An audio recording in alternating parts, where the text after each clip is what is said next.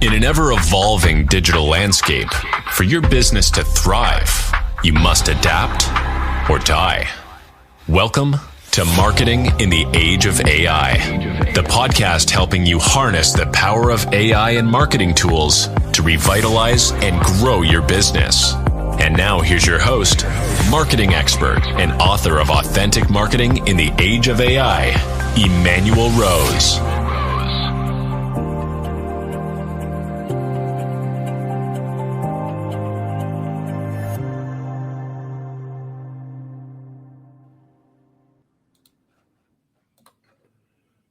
Welcome to this episode of Marketing in the Age of AI.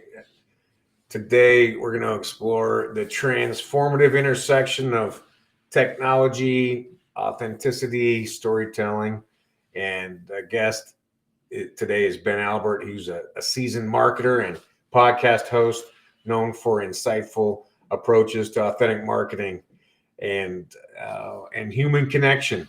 With a wealth of experience, Ben has a unique perspective on how businesses can leverage conversation and maybe AI, maybe not AI, to enhance marketing strategies and maintaining genuine human connections with audience, prospects, and clients.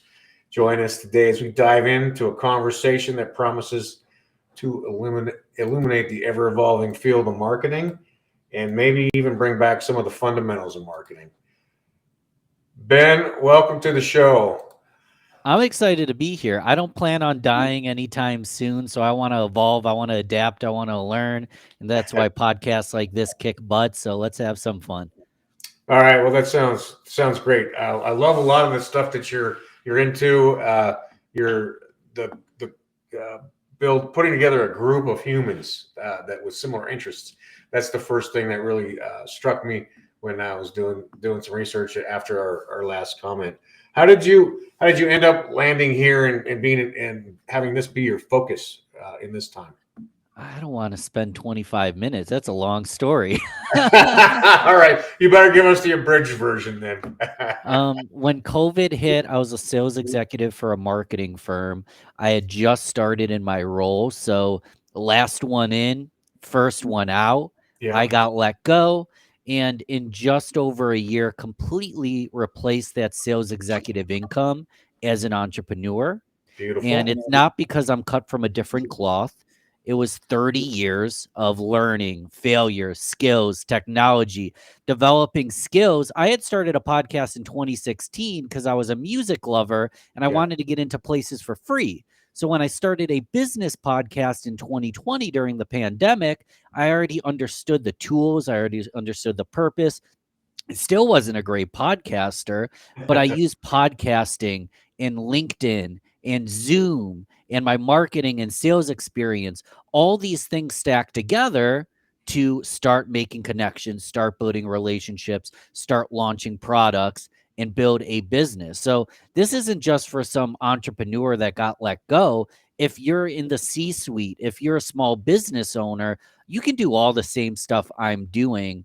A friend of mine, Ken, who worked at the company I got let go from, long story, but he's like, one, you were the one that got away. And two, for 3 years, I was poking the C-suite saying, look what he's doing.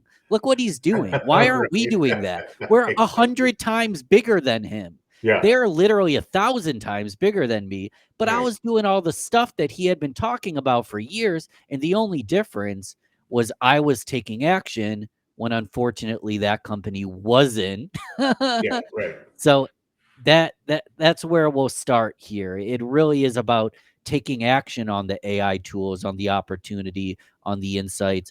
It's not just listening to a podcast like this and then going back to your same ways. Right. It's actually integrating new ideas into what you're doing well. Yeah, no, I agree. One of the things I always say is let's get into it. Let's go do something, even if it's wrong. Like there has to be some forward momentum, and especially as dynamic as marketing is right now, you really have to be in a mood of trial and testing and learning and seeing if some of these things that are coming out, this avalanche that we have now, are beneficial, and there will be things that are beneficial because there's a lot of smart people working on these types of projects.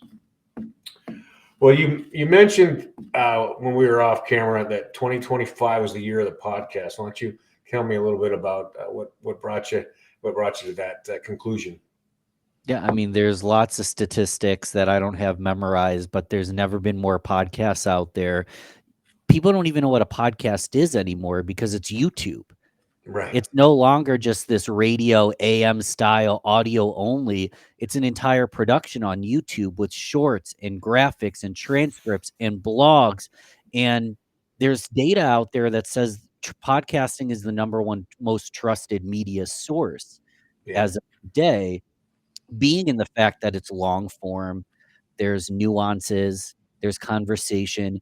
AI is kick butt. For example, if I wanted to record something, maybe a onboarding process, and I wanted to send it to my Japanese clients, I can use AI to translate it into Japanese. Yes. Well, we're not doing that on a 90-minute podcast episode, on a 25-minute podcast episode. It's an authentic conversation with real people. The tools can help it get to more people, but nothing's going to replace that real life conversation. And no matter where you are on the political landscape, both Kamala Harris and Donald Trump were on a podcast tour prior to the election. Yep. Why? Because even the people at that level recognize that this is an important source of medium, possibly even more important than the traditional journalism like TV. Yeah, and I think there's a few things. I mean, my agency is very focused on content marketing, right? That's what we've kind of landed in the landscape, and it's the foundation of modern marketing, I believe. And the challenge is always getting CEO or manager or founder approved content. And so if the CEO is on podcasts, even one a month, that really takes care of the approved content mandate. And as we know, you take that 20 minutes or 10 minutes or an hour, and you could almost build an entire year's worth of content marketing just from an hour, much less from a monthly podcast as a guest, right? And that's probably the simplest and the easiest place for people to get their feet wet. Would you agree with that? Yeah, can I give you a fun little behind the scenes tactic that you can do and anyone else can do internally? Yeah. Because the one thing that I'm not 100% sure on is just because I'm a CEO and I came on a podcast, I might not approve that content. I might watch it back and be like, my hair is ugly. What? Did I say that? No, I didn't say that. I would never say that. Well, we got it on video. What I like to do with my clients, and I recommend people do this on their team, whether or not they have someone like Emanuel to help them with it, is I do private content interviews where you and I record a podcast. We click record, but it's not for public eye. Yep. And then I repurpose that content. And then I provide a transcript, this and that. But you can get on a podcast and the content creates itself. And if you're like, I'm nervous to get on a podcast, you can just set up a private content interview with your agency, with Emanuel, with a team member, and record a podcast not for public eye. But it's still, you just mentioned it, could be a year worth of content in just an hour of your time spent. It's amazing. That's a great point, and I love that you brought that up as maybe the step before going and being on other people's podcasts. And I was amazed. Maybe it's from my high school speech experience, but like for me, it wasn't a big deal. Like I'll get in there, I'll get on a podcast and talk about the books or what we're doing. But some of my clients have had a challenge even wanting to do the private content interviews.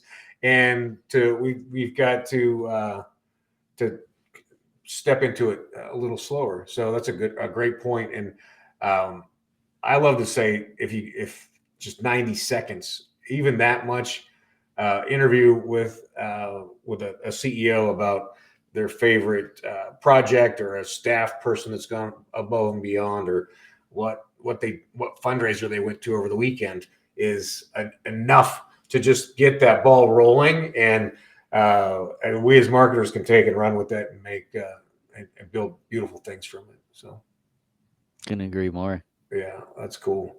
Well, so you've been doing a podcast since 2016. Yeah, I started a music podcast in October of 2016. Man, I that's wanted to get into amazing. places for free. Well, yeah, because then you're part of the press corps at that point, right? Exactly. Well, that's cool. And then so you're a musician and you're a performer. I wish. I'm not very good. I can pretend. I can strum a few chords. I can play Yeah, a beat, but I it's funny how things work out the way they were meant to be because I was always the promoter, I was always the advocate, I was always the fan. I was never the best musician, right. and I didn't know what marketing was. This was like MySpace and even before major social media days. I Yeah, didn't know what marketing was, but since I was an advocate, it allowed me to serve well as a podcaster and as a marketer because I'm not the superhero. yeah, The right. client is and the audience is. Perfect. Yeah, right. And I think in the bigger picture, that role is going to be becoming more and more important because of the avalanche of content that is out Yeah. there. We need more content curation from people who are subject matter experts or at least very experienced, right? Because there's so much BS out there that people are just producing with AI tools that people being able to say, this is somebody to listen to, this is a good source of information, here's some great articles is a very important role and will continue to be important. Yeah. It was a whole nother podcast discussion, but curation of good from the noise is going to be the next step in our there's so much content out there. Yeah, yeah, There's it's so mind-numbing. much. Yeah. Not all of it's good. No, And most of it AI has isn't. made it easier. AI's made it so easy to put out crappy content. Indeed. Yeah. Yeah, I love these tools that are just like, oh, from one keyword, we can produce an entire whatever PDF, Yeah. podcast, marketing campaign. I was like, no, you can't. That's just it's terrible. It's a Well, terrible and thing to that's even why I say. think get on podcasts. If you have a large team, get on video when you do your monthly announcements. Don't just have a phone call. Like, start using visual Yep. because you want to build trust. Right. And I can type in a keyword and create a PDF and create a podcast and create a blog. But if it's not in my voice, if it's not my stories, if it's not who I am, the moment an employee comes up to me, a client comes up to me, a partner, an investor comes up to me, they're like, wow, I read your PDF and this and that. And I didn't even read the PDF. The AI wrote it. I'm going to look silly. For sure. So as people start creating more, building more, scaling more, I want them to avoid looking silly because Yeah. it's really easy to when AI is creating all your stuff. That's a good point. Well, and it is what is amazing about the podcast. And I know, I'm relatively new compared to 2016, but it's been really mind blowing for me. Just the number of people that I've been able to meet, right? Yeah. People like you that I would never have connected with otherwise. And so I feel like I have a PhD in marketing now from doing 100 episodes, right? I mean, it's amazing. And in that respect, and then also found amazing tools for my business that I would not have found otherwise. So there's that dimension, and then just personally being able to be way more accessible in interpersonal communication, like this, and then in person at normal events also, where you're actually meeting people in the flesh. So it's a multi-dimensional asset and return on the investment to be a podcast host, I think. Talk a little bit about, so you've done over 100 episodes now, right? Yeah. Where were you on day one versus now? And what were some of the biggest benefits there? I mean, day one was just like, hey, I've guested on some podcasts, so I guess I want to do this podcast to support the book that I wrote. Right, that was Yeah. the entirety of my thinking, and then and so I'm like, well, like we said earlier, you got to just do it, even if it's wrong. So was super raw, and it is kind of funny to look at, right? It's always that first one, but it'll stay up for eternity. That's fine. I think what's changed is to be able to is just the comfort, right, and being able to connect uh, more humanly and not so intellectually, and have it be more free flowing and natural, and it was clunky and uncomfortable, and to start out with, but it gets easier, and this is what it is, right? This is who I am. It's as close as it can be on a digital platform. Yeah. When I first started, I still keep a cheat sheet next to me sometimes, but I hardly ever use it. Yeah. I just was reading questions and I was nervous. I remember my very first day in sales, they would say their name like, "Hey, it's Emmanuel. How can I help you?" And I would write down the word Emmanuel. Right. Like, I couldn't remember their name. I had to write it down because I was so nervous, and I was like taking vigorous notes and like trying to know the secretary's name and this and that and write down and I wasn't being present because I was way too caught up on trying to do things perfect. Right. Yep. And a great question is a great question. Not going to take that from anyone. But when I show up just willing to, I'm an expert, let's discuss. Yep. I think the right things come out more than when I was over prepared and trying way too hard. Yeah, I'm with you on that. Yesterday, I was interviewing this woman who wrote a great book about how to interview your customers to find out what they really want versus what you think they want. And we wrapped it up, and we're just having the after talk. And she's like, "I thought we were going to talk about AI." And I'm like, "Well, this was way more interesting to me." Like her book and what she does and how she does it was just so beautiful and juicy. I couldn't get back to the scripted questions about about the show. So I'm totally with you. One comment on that, I know we're digressing, but it's marketing in the age of AI. Just because it's the age of AI doesn't mean everything that comes out of our mouth has to be about AI. There are marketing fundamentals, and if you don't understand the marketing fundamentals, it's actually hard to apply those fundamentals to the AI tools. And that's why the content's not good. That's why people are inauthentic. That's why everyone's putting stuff out, but not all of it's fantastic, is because they don't understand marketing fundamentals. Just because it's the age of AI doesn't mean all the stuff that's happened the prior 100 years are thrown in the trash. We want to learn our history so we can apply it to modern times. Yeah, 100%. You got the subtlety in there, and that's what I go back to. I say duct tape simple is way better than flashy and complicated. I like that. Yeah. Well, why don't we talk a little bit about what you're doing with your network? Break that out for me. Sure. Grow getters only. Grow getters. It's go getters that are looking to grow. Nice. We can run really, really fast, but if we run really fast in the wrong direction, we spend years and lots of money and time ultimately running in the wrong direction. So I just wanted to set up a group of peer-to-peer connections where we can grow together. I founded it. Technically, I'm the fearless leader, but it's just building a community of growth-oriented business leaders, mostly entrepreneurs, business development, and marketers, where we can come, bring in guests, have peer-to-peer feedback, network, and serve as each other's board of directors.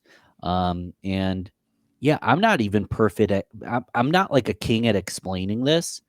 I just built what I wanted, and I'm humbled that I was able to build it, but it's just a great community of people doing what we do every single day. Just getting better, learning, and supporting one another. Yeah, that's awesome. Is it mostly people from the United States, or you spread out all over? What does the membership look like? Couple Canada. I don't think we have anyone outside of USA and Canada currently. We meet at 12 o'clock Eastern. So in some places that's like evening or overnight. Yeah, right. No, that's But it works great for us United Statesers to be 12 nice. o'clock Eastern. Yeah. Yeah. And then I guess what sort of benefits have you seen the members have gotten from participating in Grow Getters? One of my favorite things, literally on our last call this week, someone said this is like business therapy. Because it's, I don't want to bore you with every single detail, but it's every Tuesday at 12. And one of the sessions is the hot seat community coaching, where someone brings a problem and we as a group serve as the board of directors to solve that problem. Yeah. And a lot of times it's not a strategical or tactical problem. A lot of times it's mindset, or a lot of times it's just getting clarity on an idea or getting feedback that what you're trying to do makes sense. So it can serve as therapy and coaching. I find that as leaders, we often work in silos. So just Yeah. creating that space where we can connect and talk about what's actually going on has been really beneficial to me. And yeah, I mean, our success rate kicks butt. So I believe it's beneficial to everyone else in the group. That is so you're saying it's a lot of sales and marketing people, but it's not limited to that. I mean, wherever we are, there we are. Yeah. We're All just right. human beings. We're just Yeah, human beings trying to figure stuff out. you're like the Lao Tzu of business right now, Ben. I love it. There you go. No, and it's true. I mean, it's true. I've made decisions in 2025 to travel more, to take more time out, and to outsource more. Yeah. And there's a high probability that I won't achieve a ton of revenue growth. But what about inner growth? Yep. So you said Lao Tzu. It's like, I don't want to be miserable and stressed just because I'm chasing the coin. It's finding a way to live well while earning well. And sometimes you need feedback from your peers saying you're overworking, you seem stressed, you seem tired, to Yep. let you know that you maybe need to take a break. Just how God rested on the last day. Everybody needs a Exactly. break eventually, right? So, Yeah. yeah. I'm Yeah. with you. I have a day a week and a week a month that I'm disconnected, I just love to, that. and then manage the rest of the days by getting up and meditating first, and then getting to work after that. So that maintains my focus on being human first and business person second. So I'm with you 100%, man. When you take a week, a month, does everything explode in front of you, or is everything all right? I have an amazing team. I have a bomber project manager, and we've got great systems.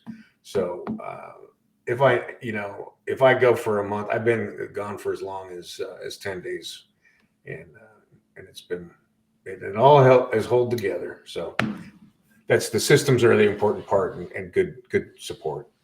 So we lost my visual. Yeah, I'm not sure what's going on, but we will power on, because that's what we do.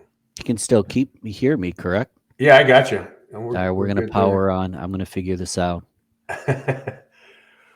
Well, let's see. 2025, you're the podcast. I'm with you. That was one of my objectives for my clients. I want to get every one of my clients at least guesting or private content interviewing. I'm glad you brought that up again and reminded me. Anything else that you want to cover on podcasting? There's a ton we can cover. The one thing I'll say is, if you feel like you're not the best communicator, if you feel like you can develop your leadership, be able to tell your why better, really just develop more as a human being, podcasting is a pretty safe space to do that. I say it with love, but there's a lot of podcasts out there that only get 5-10 listens, and maybe they'll get to 10 million one day.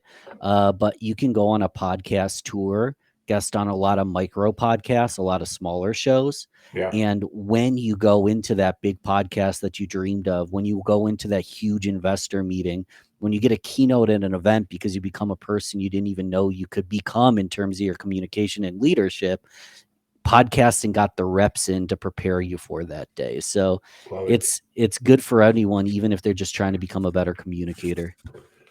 Yeah, I agree, and it does strip away some of that public communication fear that we all start with, and it does build endurance for the communication as well. I mean, I pretty regularly do 3 or 4 in a day, and in the early part of doing this, that would drain me out. I'd be done for the rest of the day. Now I can go do a podcast, go stand outside for 10 or 15 minutes, and come back and dig in again. So the endurance part is pretty cool. It's amazing. Yeah. Well, Ben, what's the name of your podcast? How people get in touch with you and connect? Yes, sir. I wouldn't be here without this podcast. So I always like to say first, comment, review, thumbs up, 5 stars. Wherever you are right now, I'm stalling on purpose. Take this moment to open up a tab, hit 5 stars, hit thumb up, because creators don't always get the appreciation that I think they deserve. So if you think this podcast is valuable, let us know. You can find Real Business Connections. If you can't spell it, we have a problem. Real Business Connections, wherever you found this, or Google it. And I've got a podcast, a business, all that shabam. But show some love here and then type in Real Business Connections wherever you found this. All right. Well, Ben, I appreciate your time. Sorry the video dropped out, but we'll. I was flickering around. I couldn't fix it, man. Yeah. This is Ben in the age of AI. Technology is just not serving me right now. Hey, it happens to the best of us, believe me. Well, I'm grateful for your time this morning, and hang out for me for a second while I close this out. Yes, sir. All right. Thanks, Ben. Well, I like it. I like 2025 is the year of the podcast. Make a deal with your marketing people to do private content interviews or get signed up on a service like Podmatch and find podcasts that speak to your ideal client profile so that you can speak to things that are your subject matter expertise and get comfortable developing content with podcasts. So appreciate your time. Thanks for listening. Thanks for listening to Marketing in the Age of AI. Be sure to subscribe wherever you heard this podcast so you never miss a future episode. Your copy of Authentic Marketing in the Age of AI is available at Amazon.com or EmanuelRose.com. You can also connect with Emanuel on LinkedIn.